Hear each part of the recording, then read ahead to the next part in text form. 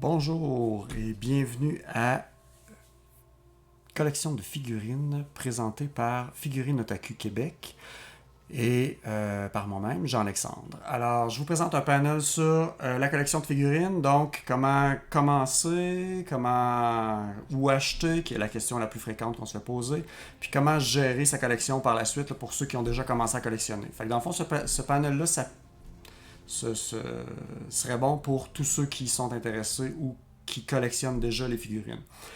Une petite présentation. Dans le fond, je vais commencer par une petite présentation personnelle. J'ai divisé mon exposé en trois sections. On va commencer par la base, donc commencer une collection de figurines, les types de figurines, les étapes de création d'une figurine, les différentes compagnies qui font des figurines. La deuxième section est vraiment la question qu'on se fait le plus poser sur le groupe Figurines Otaku Québec, c'est où acheter. Donc, je vais te présenter un petit peu les boutiques, si vous voulez acheter localement, si vous voulez acheter au Japon. Je vais faire un petit entrefilet sur acheter au Japon, qui est aussi bon pour acheter à l'international. Ces informations-là sont bonnes pour tout. Aussi, quand acheter, parce que c'est très important de savoir quand est-ce qu'il faut acheter une figurine. C'est meilleur à certains moments, c'est mieux à certains moments que d'autres. Puis enfin, je vais parler des bootlegs, qui sont des contrefaçons. La dernière section va être un petit peu plus dynamique, il va y avoir des vidéos, beaucoup plus. Je vais présenter une vidéo de ma collection aussi, entre autres des vidéos des Wonder Festival, certains événements, tout ça. Donc, c'est vraiment gérer sa collection. Fait que c'est un peu. Là, vous avez commencé une collection, vous voulez savoir un petit peu où vous en allez, comment est-ce qu'on nettoie les figurines, comment est-ce qu'on en prend soin, si vous avez des figurines brisées, des conseils, puis des liens intéressants. On va terminer avec une période de questions. Je ne sais pas quelle forme va prendre la période de questions. Au moment où d'enregistrer ce panel-là, dans le fond, on a peu d'informations. Là, on sait qu'il va y avoir une période de questions, mais maintenant, quelle forme ça va prendre, ça, c'est une autre histoire. Si jamais c'est moins interactif que je le pense, je vous inviterai sur le groupe Figurines Otaku Québec. Vous pourrez poser vos questions. Et dans le fond, vous pourrez les poser à moi, puis aussi à d'autres collectionneurs là, qui vont se faire un plaisir de répondre. Alors, sans plus tarder, on lance ça. Petite présentation personnelle, je collectionne depuis 2016, possède plus de 150 figurines, principalement des scales, des Nendo, j'ai une approche très documentée, j'ai une formation d'historien, puis je suis présentement informaticien, ce qui fait que j'ai une approche assez scientifique dans mes choses, là, quand je fais des recherches puis tout ça. Je suis un méga fan de RAM et de REM, j'écris des light novels. Je collectionne les figurines surtout parce que j'aime les choses rares, les choses uniques, les choses jolies. Puis j'aime jouer un petit peu à la chasse au trésor. Puis on va se dire les vraies choses. Collectionner les figurines, c'est une chasse au trésor. Des fois, c'est de trouver la bonne. Ce panel-là, comme je l'ai déjà mentionné, a été fait en collaboration avec Figurines Otaku Québec. Fait que dans le fond, vous bénéficiez aussi des conseils que j'ai ramassés ici et là auprès d'autres collectionneurs. Moi, je suis administrateur auprès du groupe. Dans le fond, avec Christine et Mathieu, qui sont aussi des membres fondateurs là, comme moi, là, qui sont administrateurs du groupe, qui est un groupe sur Facebook. On est maintenant plus de 400 membres au Québec. On a aussi des membres en France. N'hésitez pas à venir vous joindre à nous. Ça nous fait toujours plaisir de voir des nouveaux visages et de répondre à des questions.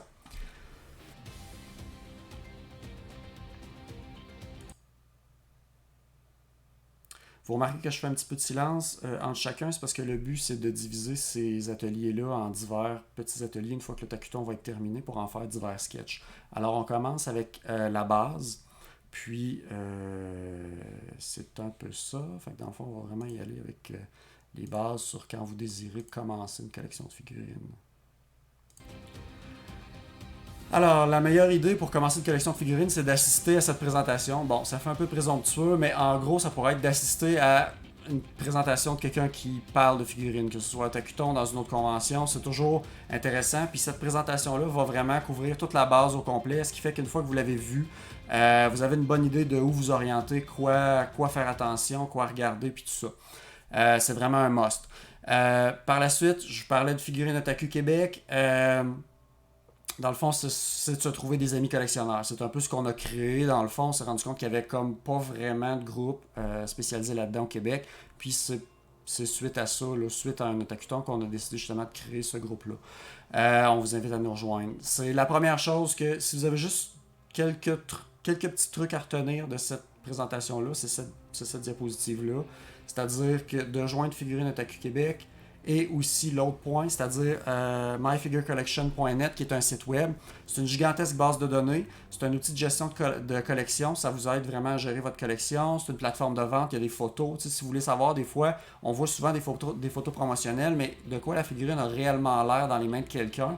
Il y a des gens du groupe qui vont l'avoir posté. Fait qu'à ce moment-là, c'est très intéressant là, de voir ça. Puis ça donne une bonne idée. Euh, les limitations par contre de My Figure Collection, il faut savoir que dans le fond, il ne couvre que les médias japonais, ce qui veut dire que dans le fond, il faut que la figurine soit produite à partir de genre d'un anime, d'un manga ou d'une source japonaise, ou faite par une compagnie japonaise. Ce qui fait qu'une compagnie japonaise, mettons qui ferait une figurine de Batman, ça va apparaître là-dessus. Une compagnie américaine qui fait une figurine de Batman n'apparaîtra pas sur My Figure Collection. Fait que c'est un peu ça. Puis aussi une compagnie chinoise qui fait un média japonais, qui va faire mettons une figurine de Re:Zero, va apparaître là-dessus, mais ces autres produits de cette compagnie-là apparaîtront pas sur My Figure Collection. Fait que donc ça peut être intéressant de connaître justement les limitations de tout ça. Continuons. Je vais y aller un petit peu avec les types de figurines. Le type price figurine, un type de figurine qu'on voit très très souvent. Il y en a vraiment beaucoup. La gamme est très très très très très grosse. Il y a plusieurs compagnies qui en font. On les voit surtout en convention. Ça va être les figurines généralement qu'on va voir déballer des boîtes. C'est des figurines qui sont peu coûteuses. On parle d'entre 15 et 60$. Donc ça peut aller à plus. C'est des figurines qui sont pas à l'échelle. C'est des figurines de la qualité est un petit peu moindre. Puis souvent, on les voit justement dans des conventions, mais on les voit aussi dans des concours. Ce qui fait que généralement au Japon, on va faire tirer des prix. Le premier prix étant la prize figure que tout le monde veut, puis les autres prix secondaires étant d'autres prizes, jolies aussi, mais moins que celles que tout le monde veut. Fait que dans le fond, c'est souvent. C'est d'où l'appellation price figure comme tel.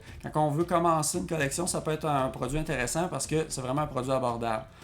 Puis ils en font vraiment là, une gamme très très grande. Puis comme ils coûtent moins cher à faire, des fois ils prennent un petit peu plus de liberté. Ce qui veut dire que si vous voulez avoir, mettons, votre personnage déguisé en sorcière, ben vous pourriez avoir des chances de le trouver en price figure. Ce qui a peu de chances d'arriver en scale, parce qu'en scale, ils sont plus coûteuses. Fait qu'ils essaient d'en vendre plus. Fait que dans le fond, il y a moins de modèles un peu. Les types de figurines Nendoroid, Q-Posh. Moi j'aime beaucoup les Nendoroid. Les Q-Posh c'est un peu l'équivalent de Kotobukiya. Les Nendoroid ce sont des petites figurines qui sont pas à l'échelle, des figurines articulées qui sont modulables. On parle du coût moyen de 45, ben, puis même 45 je suis généreux. Là. Généralement ça peut-être plus 50-55, puis ça s'en va à 65, même plus là, des fois. Là, quand on va regarder les prices de Kentai Collection ou tout ça, ils peuvent aller facilement à 80-90$. C'est ça, c'est des figurines modulables. On peut s'échanger les pièces entre chaque et faire des montages très intéressants. C'est vraiment le fun. Les Q-Posh sont un peu l'équivalent de Kotobukiya. Il y a moins de choix un petit peu. Dans le fond, il faut savoir que Goodsmart Company est la plus grosse compagnie de figurines. Puis il y a plusieurs autres compagnies qui travaillent avec Goodsmart Company. Je pense à Freeing, je vais les présenter tantôt. Puis dans le fond, les autres aussi font des Nendoroid. Fait que c'est ça. Faites très attention aux bootlegs. Les bootlegs, c'est des copies. Il y en a vraiment beaucoup au niveau des Nendoroid. Je vous dirais pratiquement que chaque Nendoroid existant doit avoir son bootleg. Là. Fait que on le voit tout de suite à la qualité, c'est beaucoup moins grand. Puis souvent la figurine a de la misère à se tenir elle-même, là, elle va littéralement tomber en morceaux, là, ce qui est un peu dommage. Donc on continue un petit peu avec les Figma, des figurines articulées. C'est des figurines un petit peu plus grandes que des Nendo qui sont pas à l'échelle, mais ils ont quand même une échelle qui a l'air plus humaine plutôt que l'espèce d'échelle chibi des Nendoroid. Dans le fond, les Figma sont principalement faites par Goldsmith Company et les autres compagnies, puis Play Art Sky est développé par Square Enix. C'est des figurines articulées qu'on peut s'échanger les pièces. Je vous dirais que c'est ce qui se rapproche un petit peu le plus de l'ancien G.I. Joe qu'on avait quand on était jeune, puis tout ça, à une échelle un petit peu plus grande.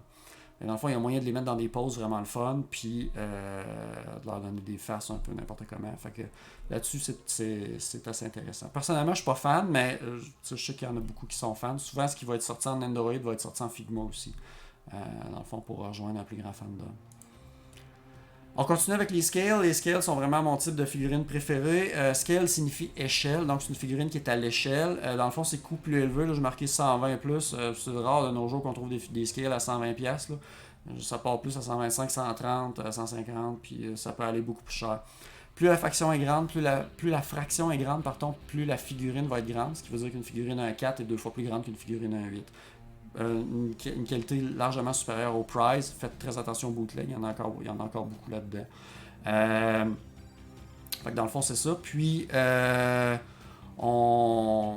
c'est très intéressant. Il y en a vraiment une gamme très très variée. Généralement, ils sont faits en PVC. Vous allez avoir des scales aussi qui sont faites en résine. Les résines sont beaucoup plus rares, sont plus dispendieuses aussi, puis sont plus fragiles. Généralement, fait que c'est ça. Puis ils vont venir souvent, ce qui est typique des résines, souvent, c'est qu'on va y aller avec vraiment des décors puis des bases hallucinantes, là, avec beaucoup d'éléments de décor pour augmenter le réalisme. Personnellement, je préfère les figurines en PVC. Je dois dire que tous mes fandoms que je suis sont principalement plus PVC, fait que c'est plus là que je vais chercher ce que j'aime en tant que tel. Ensuite, j'aborde un petit peu les dolls, les garage kits. Je fais juste vraiment portrait sommaire. Dans le fond, les dolls, c'est des figurines qui sont très coûteuses, c'est des figurines qui sont articulées, des figurines qui vont aller souvent jusqu'à échelle 1-3, donc c'est très grand. Il y a Delify Dream qui en fait. Il y a les BJD, les Ball Joint Dolls. Je vous invite à regarder des panels spécifiquement sur les dolls ou à chercher sur des groupes spécifiquement sur les dolls. C'est un marché qui est très niche. Puis vous allez avoir plus d'informations là-dedans. Mais en gros, vous pouvez facilement customiser un petit peu tout sur votre doll, genre changer les perruques, changer les yeux, changer les mains, etc. Fait que là-dessus, c'est très intéressant. Les garage kits sont un peu similaires à des scales. Généralement, ils vont venir non peinturés. Puis, ils viennent pas peinturés. Il faut les assembler aussi. Puis le terme garage kit vient un petit peu du fait qu'à la base, c'était fait un petit peu par des sculpteurs dans des milliers de niches, un petit peu dans des garages, si on veut. Puis, mais maintenant, ça s'est démocratisé, il y en a beaucoup plus. Puis c'est vraiment des kits avec des moulages, puis on assemble la figurine. Il y a beaucoup de compagnies qui vont sortir et la scale et la garage kit. Les garage kits sont plus rares, mais il y a moyen d'avoir les deux. En général, les garage kits sont un petit peu plus chers. Quoi que ça dépend, là, c'est vraiment. Ça dépend de la qualité. On va les voir beaucoup en convention spécialisée, là, comme au Wonder Festival, que je vais revenir plus tard. Maintenant, on passe aux étapes de création d'une figurine. Je vais passer rapidement là-dessus. En gros, la première chose que vous allez voir quand il va y avoir une annonce de figurine, ça va être une image promo, un petit peu comme l'image d'Elisabeth faite par de Fate Grand Order de Good Smile Company. On commence par voir l'image. Ensuite, on va voir l'image, le modèle sans couleur. Donc, c'est vraiment un modèle moulé, pas de couleur. Ensuite, on va voir la colorisation. La colorisation, généralement, quand ils sont rendus à nous présenter la colorisation, on est à quelques semaines, voire quelques jours de la prévente. La prévente va arriver très très bientôt.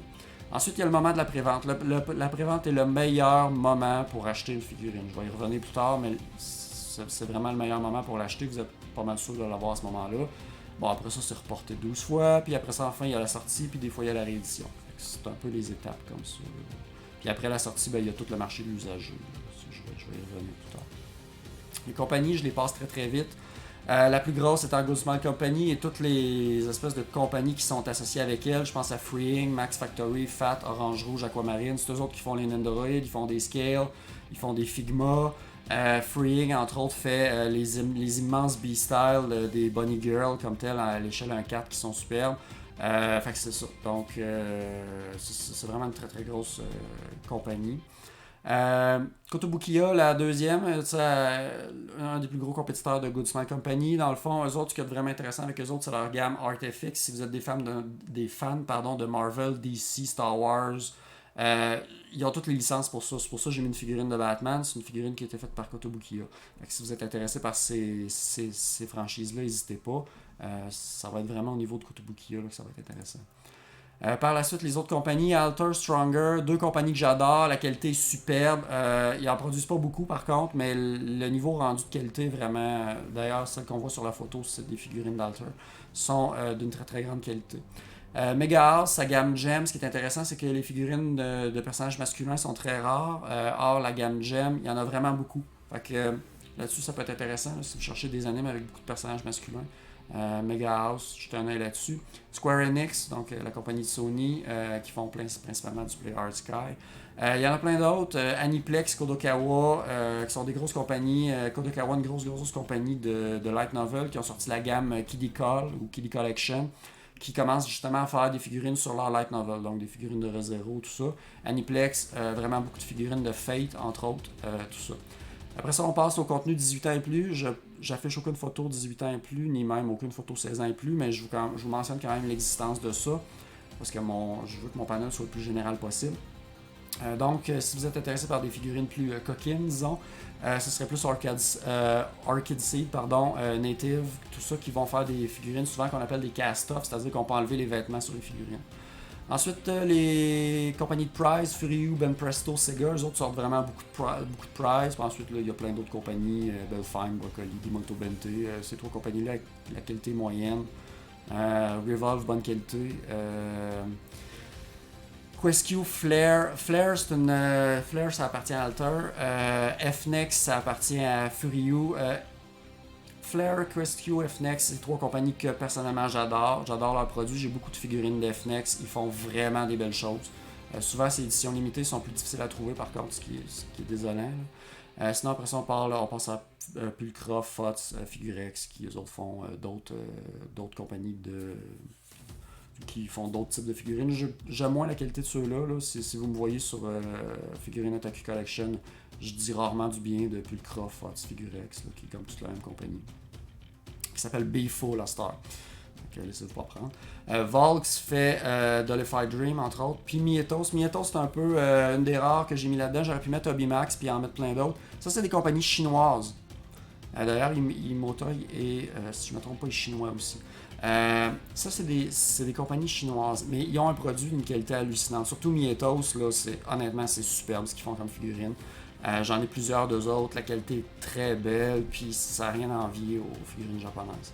Je vous invite beaucoup à regarder là-dessus. Vous allez avoir de la misère à les trouver par contre sur My Figure Collection, comme je vous expliquais plus tôt. Pourquoi je parle pas de Funko, d'Hot Toy, McFarlane, parce que c'est pas des compagnies japonaises. J'aurais pu parler d'Hot Toy, qui est quand même une compagnie de Hong Kong. Puis Funko aussi fait quand même des figurines des fois à thématique asiatique, d'anime puis tout ça. Mais Funko en soi pourrait être une gamme à elle-même là, parce que leurs figurines sont vraiment différentes du reste. Par la suite, on va passer à la partie la plus intéressante qui intéresse le plus de gens, c'est-à-dire où acheter.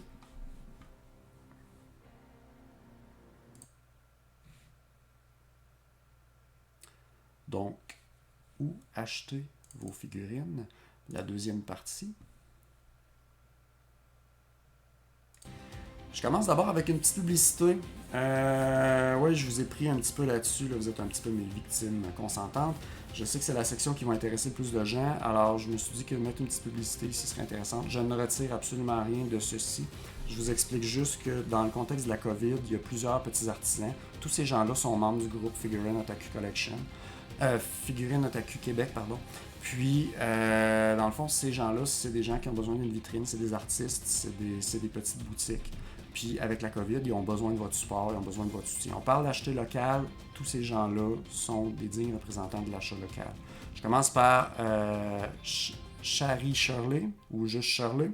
Dans le fond, sur Etsy, qui est une artiste qui produit beaucoup de choses de Fate. Vous voyez ces petits cubes ici de My Hero Academia. Allez voir ce qu'elle fait. C'est vraiment de superbes produits, très, très kawaii, très joyeux, très beau.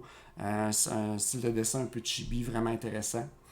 Je passe ensuite à Kamiken et son manga bleu. Donc, c'est un mangaka. Si vous êtes intéressé, vous pouvez le retrouver sur Facebook à Kamiken Draw. C'est lui qui a fait notre mascotte. J'en profite pour vous parler un petit peu de notre mascotte. Kiguya Hime. Dans le fond, Kiguya qui est un mix de Québec Figuya. Donc, le K de Québec en japonais et le reste de Figuya qui veut dire figurine. Donc, c'est notre petite princesse Neko qui collectionne les figurines. Alors, c'est ça, on a eu droit à ce cadeau-là de sa part pour notre premier anniversaire l'année dernière. Ensuite, je continue avec Animation J. Je vais revenir plus tard à Animation J. Je le présente dans les vendeurs. Si vous voulez acheter localement, c'est vraiment une boutique excellente. N'hésitez pas à la contacter sur le web. Ils ont vraiment beaucoup de mangas aussi. Puis ils ont des titres exclusifs qu'eux seuls distribuent au Québec. Fait que ça peut être vraiment intéressant. Beaucoup de mangas en français, mais aussi beaucoup de figurines, des Nendo, etc. Là, vraiment beaucoup de Nendo. Ça peut valoir la peine de comparer. Je vais revenir un petit peu tantôt quand je vais parler là, des boutiques, quand je vais parler spécifiquement de leur boutique. Puis je termine avec ma propre compagnie qui est les publications Lotus Noir. Vous reconnaissez probablement le kitsune qu'on voit dans le background de mes diapositives. J'écris des light novels, je vous invite. Moi et Animation J, on est tous les deux exposants pendant Otakuton, alors je vous invite à notre kiosque. J'ai une promotion d'ailleurs pour économiser 5$ pour l'achat de mon premier light novel qui s'appelle Les Chroniques du Phénix Noir, le livre 1. Alors sans plus tarder, on va continuer avec ce qui vous intéresse et la question la plus posée, où acheter nos figurines? Alors si vous désirez acheter neuf, je vais commencer par acheter neuf, par la suite je vais parler du marché de l'usager. Pour acheter neuf, excusez-moi.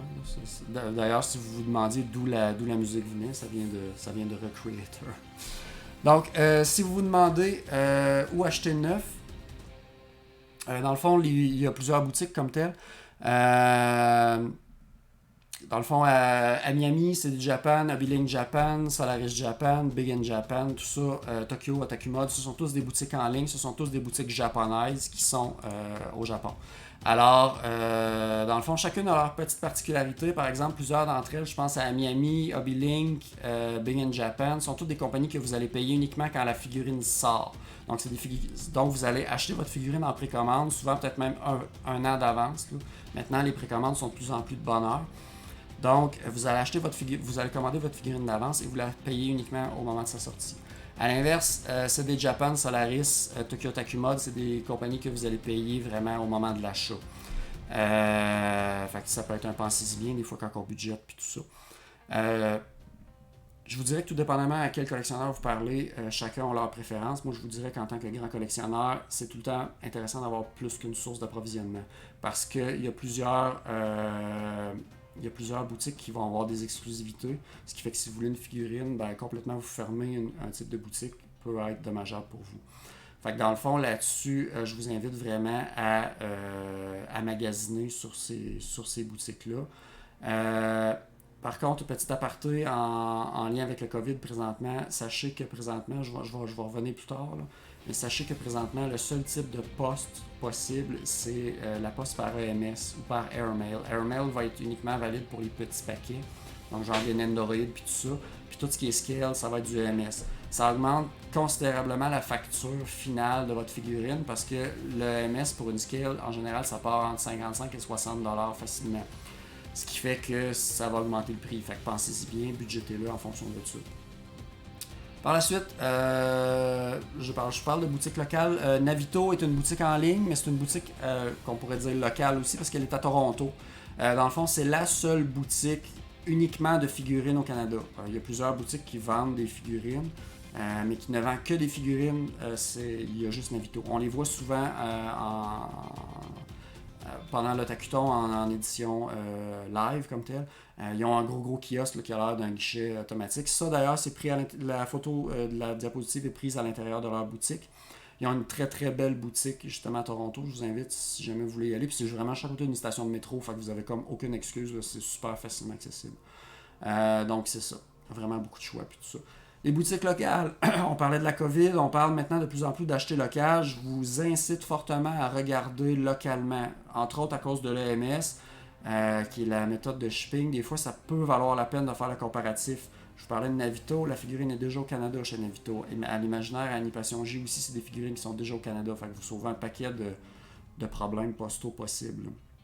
Imaginaire, le petit défaut, c'est que généralement, pour vendre leurs figurines, ils les exposent, donc ils sont sortis des boîtes. Fait que je vous dirais que pour un collectionneur, c'est un peu un turn-off. Mais ils ont quand même pas pire de choix. Animation J, je vous invite, je vous en ai parlé tantôt en publicité, je vous invite grandement à la contacter. Si vous voyez quelque chose qui n'est pas sur son site web que vous aimeriez, n'hésitez pas à lui parler. Puis, je vous donne un petit scoop. Si vous êtes membre de Figurines Otaku Québec, on a des rabais chez Animation J.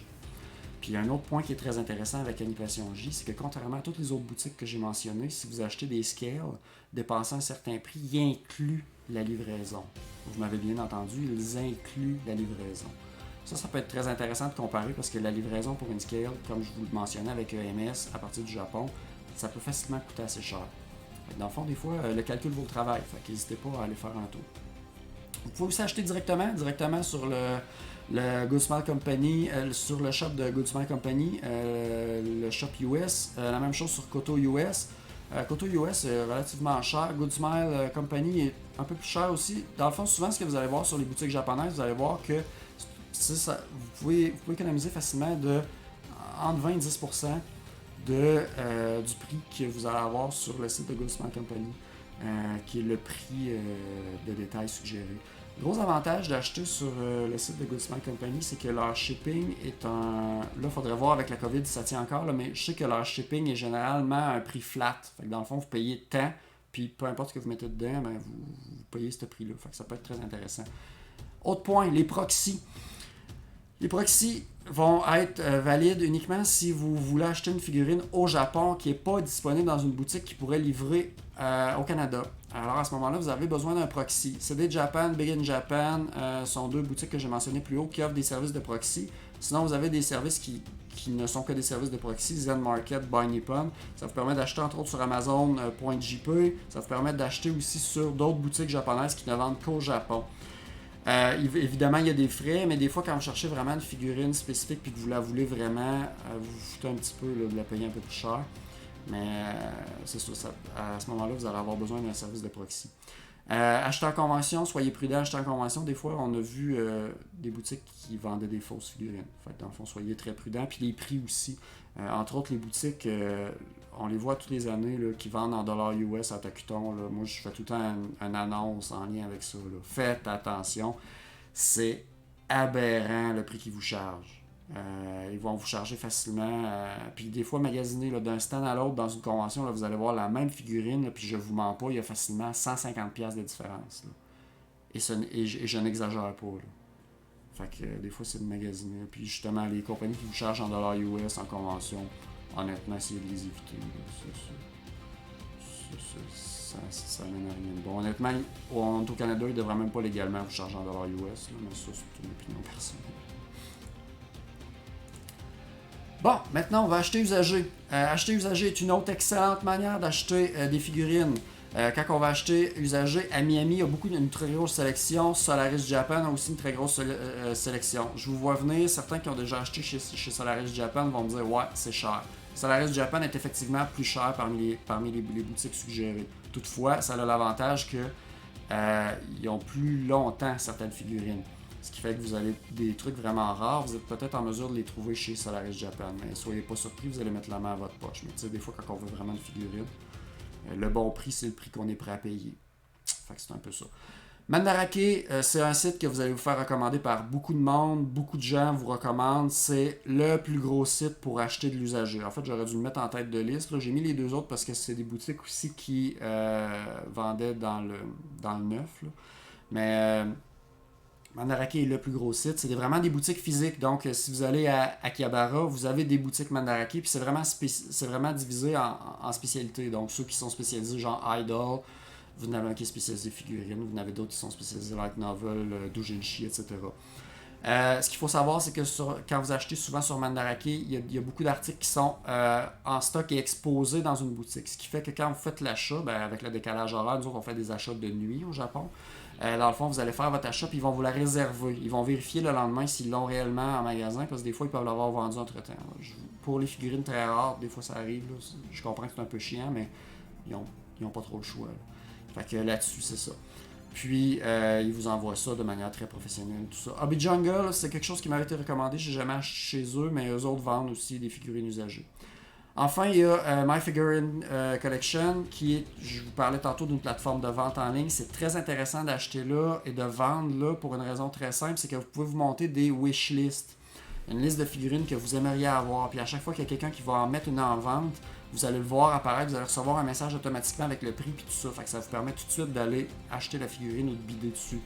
Ce qui est très intéressant là-dessus. Puis c'est la même affaire quand vous vendez. Quand vous vendez, tous ceux qui l'ont mis en wishlist, vont recevoir automatiquement un courriel en disant gars, je vends la figurine. Soyez honnête quand vous vendez des figurines sur My Figure Collection. C'est très facile de se faire une très mauvaise réputation là-dessus. Puis après ça, vous ne serez plus jamais capable de rien vendre.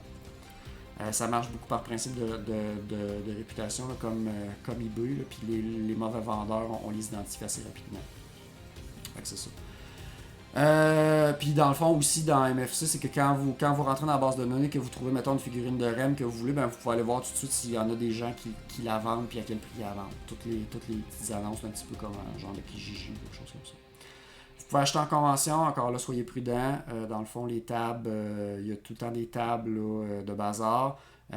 Généralement, les gens qui gèrent ces tables-là sont assez connaissants puis font attention de ne pas accepter de copies, mais j'ai déjà vu en convention des fausses. Fait que soyez prudents. N'hésitez pas à regarder comme il faut la figurine avant de l'acheter. Maintenant, les places à ne pas acheter. Amazon, je vous dirais plus attention. Dans le fond, Amazon, si vous achetez d'Amazon.jp, c'est une bonne place. Il n'y a pas de problème, vous n'aurez pas de bootleg. Si vous achetez d'Amazon.ca, assurez-vous que c'est une boutique japonaise. Sinon, soyez prudents. Le gros avantage d'Amazon versus les autres boutiques, c'est que si c'est un produit qui est Amazon Prime, vous pouvez le retourner facilement. Ce qui n'est pas le cas avec les autres boutiques qui offrent un service après-vente. En tout cas, c'est pas un service après-vente comme tu es habitué au Canada avec les trucs de consommation. Fait que c'est ça. Fait que souvent, ils vont vous offrir un rabais si la figurine est défectueuse ou des fois vous renvoyer une pièce, mais c'est assez rare que vous pouvez renvoyer directement la figurine dans une boutique comme à Miami ou tout ça. Fait que dans le fond, c'est vraiment de... Je vais y revenir plus tard. eBay, faites très attention. eBay, ça dépend vraiment de la personne à qui vous achetez. Si vous achetez d'un acheteur japonais, il y a des bonnes chances que ça va être une vraie, mais d'un acheteur ailleurs, soyez prudent. En convention aussi, soyez prudent. On n'achète pas sur AliExpress, on n'achète pas sur Chinatown. Ce sont des fausses figurines. On n'achète pas sur Wish non plus. Ce sont des fausses figurines, ce sont des bootlegs. Je vais y revenir plus tard. Fait que dans le fond, c'est ça. Fait que grosso modo, c'est un peu ça. Parfait. Alors, acheter au Japon, puis ça vaut pour acheter en général à l'étranger, payez toujours dans la devise locale. Donc, si vous achetez au Japon, payez en yens. Idéalement, payez par PayPal. Soyez pas surpris, PayPal va vous charger des frais, un taux de change un petit peu plus élevé que si vous le prenez avec votre carte de crédit, c'est normal. Par contre, vous avez une garantie de 180 jours de PayPal qui est très intéressante.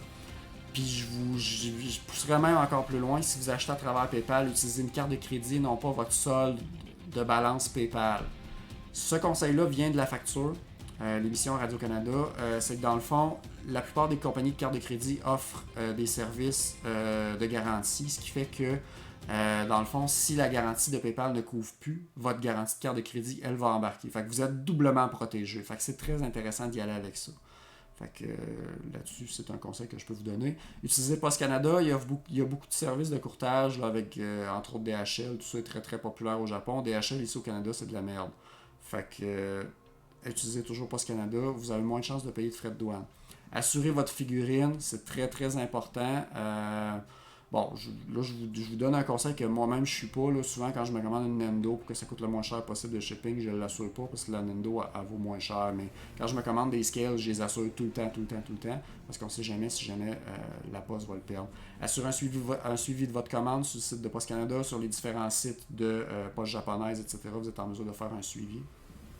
Pensez à la douane et aux taxes. Généralement, sur tous les colis, on devrait payer de la douane et des taxes. Les taxes sont les taxes de la valeur du produit, les douanes sont un petit frais. Toutefois, dans les faits, il y a tellement de colis qui sont transigés que, en général, vous allez payer de la douane sur peut-être entre 20 à 50% du temps. Le reste du temps, vous n'en paierez pas parce qu'il y a comme trop de colis qui sont transigés. Il y a certaines compagnies aussi qui déclarent faussement en bas, mais ça, il faut être prudent là, avec ça. Fait qu'à ce moment-là, vous ne paierez pas parce que dans le fond, pour tous les achats de moins de 50$ canadiens, il n'y a pas de frais de douane ni de taxes là, qui est chargé. On va continuer avec quand acheter. Le meilleur moment pour acheter, c'est en précommande. C'est vraiment le meilleur moment. C'est le moment où vous allez payer la figurine la moins chère. Dans l'usager aussi, c'est une excellente idée. Là, à ce moment-là, vous allez payer en fonction de la valeur de la figurine. Donc, des fois, elle va être moins chère qu'en précommande. C'est une figurine qui n'a vraiment pas une grosse valeur, mais que vous voulez beaucoup. Vous pourrez la payer pas très cher. Mais des fois, vous allez la payer plus cher. Là, comme tel. À la date de sortie, c'est un choix qui est très risqué. Il faut savoir que dans le fond, tous ceux qui ont fait des précommandes, genre chez Miami ou tout ça, ben, ils vont se faire facturer le moment de la sortie. Il y en a beaucoup qui vont décliner, donc qui ne paieront simplement pas. Fait que dans le fond, Miami va faire comme une deuxième batch, puis va réouvrir peut-être. Mais là, je vous dirais que vous n'êtes pas tout seul à chercher. Fait que tout le monde cherche. Fait que dans le fond, c'est premier arrivé, premier servi. Fait que dans le fond, là, vous allez peut-être vous faire damer un pion là-dessus. Fait que c'est un choix risqué, puis des fois, vous allez la payer plus cher. Après la date de sortie, encore une fois, c'est un choix risqué. Il n'y a absolument rien qui vous garantit que ça va être sorti. Puis souvent, rendu à la date de sortie, toutes les figurines ont été vendues en pré-vente, ce qui fait que vous n'en aurez pas. Puis des fois, vous allez les payer beaucoup plus cher après la date de sortie. Sinon, lors d'une réédition, c'est aussi une excellente idée, mais vous ne pouvez pas prévoir d'avance qu'est-ce qui va être réédité ou pas.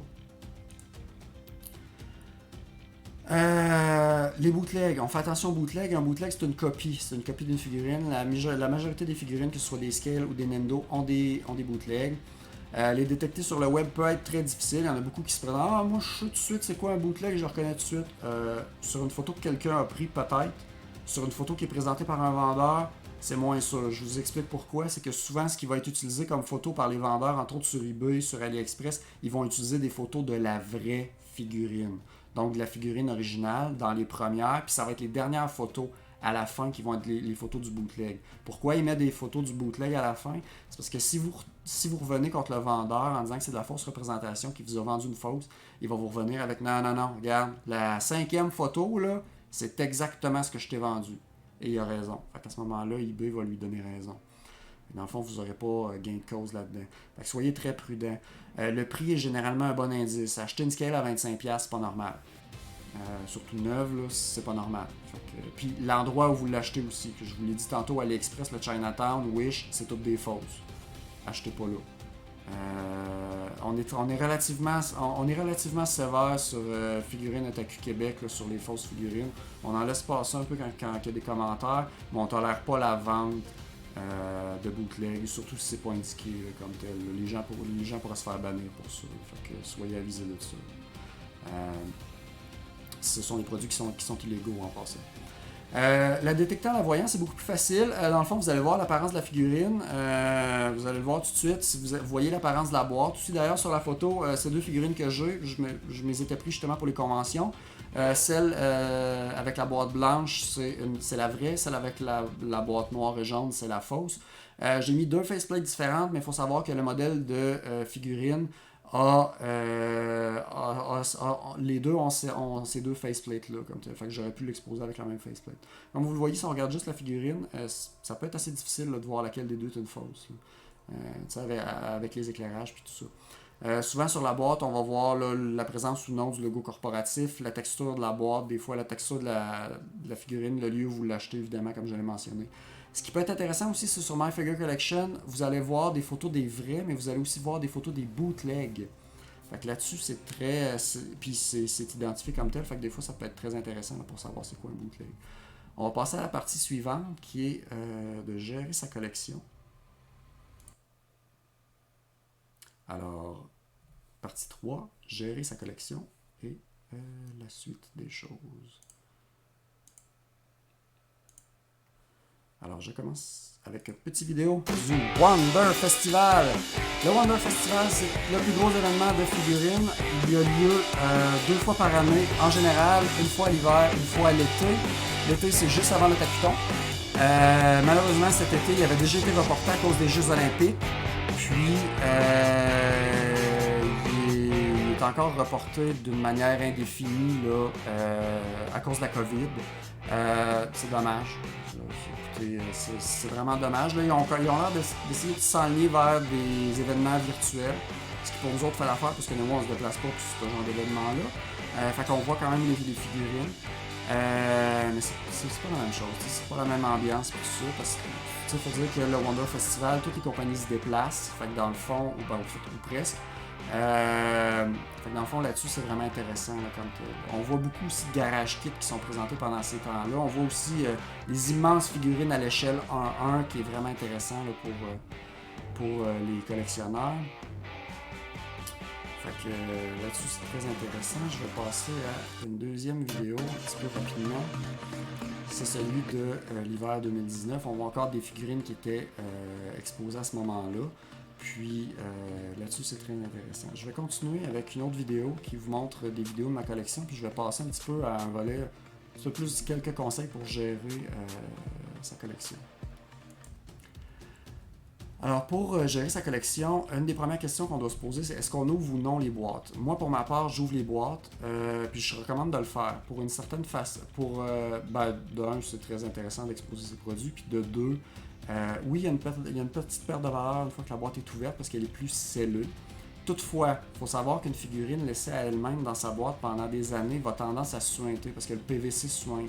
Ce qui fait que moi, personnellement, en tant qu'acheteur, j'aime mieux acheter une figurine usagée que je sais qu'elle a été ouverte, mais très bien entretenue, très bien entreposée, puis que le vendeur va en avoir pris soin plutôt que d'acheter une figurine que ça fait 3 ans qui est dans sa boîte. Parce que la figurine, ça fait 3 ans qui est dans sa boîte, qui a été scellée. Quand je vais la recevoir, que je vais l'ouvrir, elle va avoir une espèce de... Elle va comme avoir suinté, puis c'est vraiment pas plaisant comme fini. Après ça, la poussière, elle colle après ça, puis honnêtement, c'est vraiment dégueulasse. Fait que laissez-les respirer. Faut penser à gérer les boîtes. Les boîtes, que vous les ouvriez ou non, c'est de l'espace beaucoup. Puis je vous conseille fortement de les garder. Parce que si vous voulez vendre vos figurines par après, une figurine qui n'a pas de boîte originelle, on voit une baisse de la valeur significative. Fait qu'à ce moment-là, ça va être très très difficile à vendre. Fait que c'est un peu ça. Faut savoir que les figurines sont principalement faites en PVC ou en ABS ou en résine. Les résines sont beaucoup plus rares par contre que les figurines en PVC et en ABS. Fait que dans le fond, les propriétés thermiques du PVC de l'ABC s'appliquent. De l'ABS, pardon, s'appliquent. Les propriétés aussi de la résine. C'est-à-dire que la résine, c'est beaucoup plus fragile que le PVC. Le PVC, il y a moyen de le reshaper, entre autres avec un séchoir à cheveux pour augmenter sa chaleur. J'y viens d'ailleurs d'en prendre soin à vos figurines. Il faut savoir que le PVC commence à fondre à partir de 60 degrés Celsius. Il ne change pas en flaque. Il commence à se détériorer à partir de 60 degrés Celsius. Ce qui veut dire que si vous allez, par exemple, le matin au bureau de poste, acheter votre figurine, en fait, prendre votre figurine, puis vous la laissez passer par une chaude journée d'été dans votre véhicule toute la journée, je vous suggère fortement de la laisser reposer à la température de la pièce. La même chose si c'est l'hiver. Si vous la laissez à moins 30 dans votre char, quand vous arrivez le soir chez vous pour la déballer, que vous êtes vraiment pressé, laissez-la reprendre la température de la pièce avant de la déballer. Parce que vous pourriez faire des dommages. Le froid pourrait faire en sorte que vous cassez plus facilement les pièces. La chaleur, à l'inverse, les pièces pourraient avoir tendance à tordre un peu. Dans le fond, on la laisse récupérer la température de la pièce avant de l'ouvrir puis tout ça. Il faut les garder à l'abri de la poussière, les garder à l'abri de la lumière du soleil, sinon ça va se décolorer. Les garder à l'abri évidemment de la fumée de cigarette, parce que sinon ça va prendre l'odeur, si vous cherchez une bonne occasion pour arrêter de fumer. Puis je vous ai déjà parlé de la chaleur. Pour les dépoussiérer, ce que je recommande souvent, c'est des petits pinceaux à maquillage, des Q-tips, de la nettoyer avec des linges humides. Pour les figurines qui n'ont pas de pièces mobiles et à utiliser avec en faisant très attention, il y a un embout qui se connecte après si vous avez un aspirateur central, il y a un embout qui se connecte après un aspirateur central qui est comme un paquet de petites pailles mises ensemble qui sert généralement pour les claviers d'ordinateur. Ça, sérieusement, ça fait vraiment un bon travail, mais c'est ça, il faut vraiment s'assurer que la pièce n'a pas de pièce mobile, parce que sinon vous allez l'aspirer, fait que soyez vraiment prudent avec ça. Fait que c'est vraiment à ne pas utiliser avec les Nendo. Là. Sinon, un petit linge humide, c'est sûr, ça peut faire le travail. Le meilleur conseil que je vous donne pour les garder à l'abri de la poussière, de la lumière, puis tout ça, c'est les vitrines. Les mettre sous vitrine. Les Detolf d'Ikea, comme vous voyez dans ma collection, toutes les figurines sont... en fait, la vaste majorité de mes figurines sont sous des Detolf, qui est la vitrine qui offre le meilleur rapport qualité-prix, dans le fond, sur le web. On parle d'à peu près 70$. Puis, c'est assez facile à assembler. On peut mettre beaucoup de figurines puis tout ça. C'est vraiment intéressant. Faites attention aux bonbonnes d'air comprimées pour ordinateur. Souvent, ça a tendance à projeter des petites gouttelettes du liquide qui est pressurisé à l'intérieur. Puis, ça a tendance aussi à devenir très froid au point de créer des brûlures de congélation. Fait que c'est assez... faut faire vraiment attention avec ça. Comme je le disais tantôt, faites prendre de l'air à vos figurines. Puis, faites attention au transfert de peinture. C'est-à-dire, essayez de ne pas coller vos figurines. Parce que si vous collez vos figurines, vous courez la chance que les figurines... l'air se transfère. Je vais, dans le fond, continuer avec quoi faire avec une figurine brisée. Si votre figurine arrive et qu'elle est brisée, vous pouvez vous octroyer un gros 5 minutes de panique totale, brailler, hurler. C'est la superbe figurine que vous avez commandée qui vous a coûté une fortune, puis elle est brisée. Dans le fond, ce que je vous dirais, c'est, dans un premier temps, c'est les briser à la réception. Dans le fond, c'est de contacter le vendeur, contacter le fabricant. Dans le fond, voir avec eux. Ils vont peut-être vous offrir une pièce de remplacement, un remboursement. Conserver des photos, conserver des conversations, les factures papier, tout ça, c'est très important. Mais c'est vraiment de prendre contact avec le vendeur ou avec le fabricant. C'est la meilleure moyen. Si elle est brisée pendant le transport, c'est la même chose. Vous pouvez contacter le vendeur. Attention, vous allez pouvoir... c'est le vendeur qui doit faire la réclamation et vous allez pouvoir demander une réclamation au niveau de l'assurance de la poste si vous avez pris une assurance. Si vous n'avez pas pris d'assurance, malheureusement, vous êtes baisé un peu là-dessus. Si elle est brisée ou détériorée par la suite, sachez qu'il y a une perte de valeur évidemment par rapport à ça. Là, vous devez envisager des trucs pour réparer les figurines. Je ne m'embarquerai pas dans cette présentation-là parce qu'on est limité par le temps sur des trucs pour réparer une figurine. Je vais peut-être faire une présentation haute là, spécifiquement sur comment réparer une figurine. Mais même si vous réparez une figurine, sachez qu'il y a une perte de valeur tout le temps qui est associée avec ça. Je vais terminer avant la période de questions avec des petits conseils assez rapidement. Un des premiers conseils que je vous donnerais, c'est soyez patient, vous allez économiser sur le transport. Présentement, c'est moins vrai dû au fait que la COVID, il y a uniquement les EMS qui sont valides, dans le fond, qui est la méthode la plus chère. Vous allez moins économiser sur le transport, mais en temps normal, généralement, moins vous payez cher, plus c'est long. Mais c'est ça, vous allez économiser là-dessus. Soyez prudent, faites bien attention aux bootlegs. Soyez sage, priorisez les figurines que vous préférez, bien budgétées. Une figurine, ça se choisit avec le cœur, mais aussi avec la tête. Donc, il faut penser comment on va la payer, même si on est tombé en amour avec. Faites pas de collection pour faire de l'argent. C'est difficile de prévoir si la figurine va prendre de la valeur ou pas. Puis, donc c'est ça. Fait que faites attention avec ça. Ne désespérez pas de trouver la figurine que vous voulez. Dans le fond, des fois, ça peut être vraiment long. Puis enfin, utilisez MFC puis Figurine Otaku Québec pour vous aider. Alors, je termine rapidement avec des petits liens.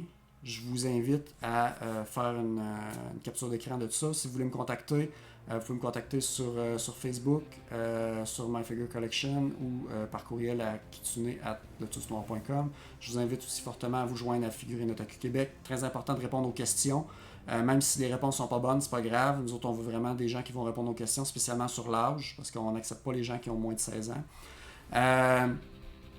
Je vous invite aussi à regarder Moepop Rubéry qui partage vraiment beaucoup d'actualités sur les figurines. Puis sinon, vous pouvez suivre sur Facebook les différentes compagnies puis les différentes boutiques. C'est très intéressant. On termine avec la section de questions et de commentaires. Et sur ce, je vous laisse. Ça fait juste un petit peu plus que 45 minutes. J'espère que je ne devrais pas couper au montage. Alors, merci d'avoir assisté à ce panel et bonne journée, bonne fin de convention et bonne soirée.